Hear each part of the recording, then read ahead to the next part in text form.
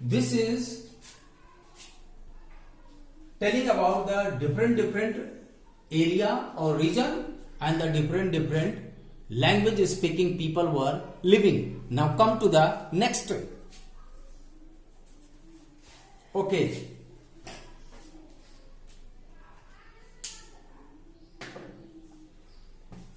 After that, Sri Lankan Tamils are concentrated, they were settled in a north and the east of the country. Okay, north and east of the country. And after that, most of the Sinhala speaking people are Buddhist, while most of the Tamils are Hindus or Muslims.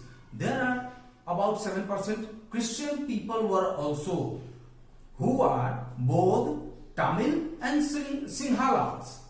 So just imagine what could happen in the situation like this. In Belgium, the Dutch community could take advantage of its numeric majority and force its will. Forcing the will means imposing, thopana, understand, imposing their desire on the French and German speaking population. So this would push the conflict, struggle between them among these communities further in future. So this could lead to a very messy partition of the country. In different part of the country, both the sides would claim control over Brussels, because Brussels was the capital of that area. This one I have told you. In Sri Lanka, the Sinhala community enjoyed an even bigger majority and could impose its will, their desire on the whole country. Now let us look at what happened in both these countries. Okay, now the next topic, which one I would like to tell you, this one already I have told you in my previous video. Okay, this is majoritarianism in Sri Lanka. It tells about the major group, the biggest group in Sri Lanka.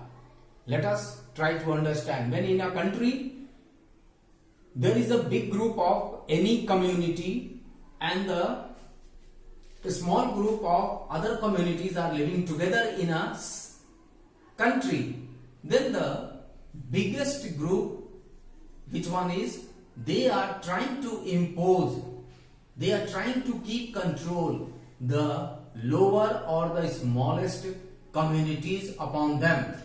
So let us try to understand. Sri Lanka emerged as an independent country in 1948. Remember, the leaders of the Sinhala community, they seek to secure dominance, control over the government by virtue of their majority, by the reality of their majority, because they were more in number. As a result, what happened? Let us see. The democratically elected government adopted a series of majoritarian measures to establish Sinhala supremacy. So, this was happened in 1948, and after that 1956, a rule was passed to recognize Sinhala as the only official language. Thus, disregarding Tamils means Tamils were not given importance. The government followed preferential policies that favored Sinhala applicants for university positions and government jobs. A new constitution stipulated, made, that the state shall protect and foster Buddhism also. And let us see in the last paragraph what is given. All these government measures, all the steps of the government, what result it is giving, coming one after the another, and gradually, means slowly and slowly, increased the feeling of the alienation among the Sri Lankan Tamils. Alienation means separation, algav, understood? They felt that none of the major political parties led by the Buddhist Sinhala leaders were sensitive to their language and the culture. That's why they felt alienation, separation, and aloof, left alone. They felt that the constitution and government policies denied them. Denied means ignoring them. Ignore, not giving importance. Okay, denied them equal political rights. Discriminated against them in getting jobs, even they were not equally getting the jobs also, and the other opportunities, and ignored their interest, whatever rights were there, they were not getting proper and equally as the Sinhalas were giving. So as a result, the relation between these two communities, what happened between Sinhala and Tamil communities, strained over time. They became strained means weak over time. Understood? Now, the last one, the Sri Lankan Tamils launched parties and struggles for the recognition of Tamil as an official language. Now the Sri Lankan Tamils started to feel to become weak in the country, to become alienated in the country. Okay? And after that, for regional autonomy, for regional local power, for the local power and the equality of the opportunity in securing education and jobs, this happened.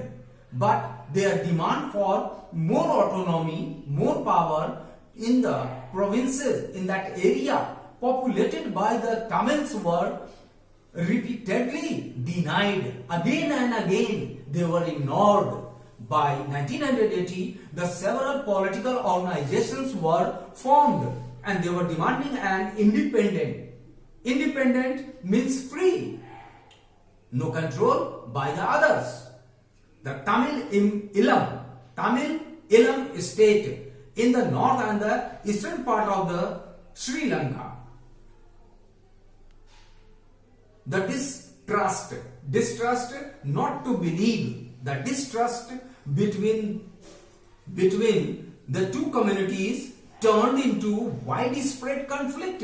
Now these two communities, they were having conflict, they were having a struggle, fight at a widespread, at a what you can understand, at a large scale, and it soon turned into a civil war. Just now I told you, it soon turned into a civil war. As a result, thousands of people of both the communities have been killed from both sides, and many families were forced to leave the country. They were forced to leave the country as refugee. Refugee means as a nomadic people.